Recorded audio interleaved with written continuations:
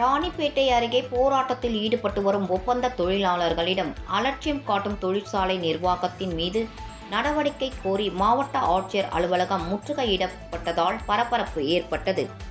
ராணிப்பேட்டை மாவட்டம் அரக்கோணத்தை அடுத்த இச்சிபுத்தூர் பகுதியில் செயல்பட்டு வரும் தனியார் தொழிற்சாலையில் 3600க்கும் மேற்பட்ட தொழிலாளர்கள் கடந்த 20 ஆண்டுகளுக்கு மேலாக ஒப்பந்த அடிப்படையில் குறைந்த ஊதியத்திற்கு பணியாற்றி வருகின்றனர். இந்நிலையில் பணி நிரந்தரம், ஊதிய உயர்வு உள்ளிட்ட பல்வேறு கோரிக்கைகளை வலியுறுத்தி கடந்த பிப்ரவரி மாதம் 28ஆம் தேதி முதல் போராட்டத்தில் ஈடுபட்டு வருகின்றனர்.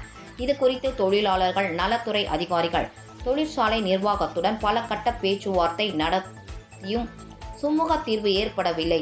இந்த விவகாரத்தில் தனியார் தொழிற்சாலை நிர்வாகம் தொழிலாளர் விரோத போக்குடன் செயல்படுவதாக தொழிலாளர்கள் குற்றம் சாட்டுகின்றனர். இந்நிலையில் மாவட்ட நிர்வாகம் இதில் தலையீட்டு செய்து தீர்வு காண கோரி ராணிப்பேட்டை மாவட்ட ஆட்சியர் அலுவலகத்தை முற்றுகையிட்டு தொழிலாளர்கள் போராட்டத்தில் ஈடுபட்டனர். இதனைத் தொடர்ந்து தொழிற்சங்க நிர்வாகிகள் சிலர் மாவட்ட ஆட்சியரின் நேர்முக உதவியாளர் விஜயராகவனை நேரில் சந்தித்து தங்கள் கோரிக்கைகளை மனுவாக வழங்கினார்.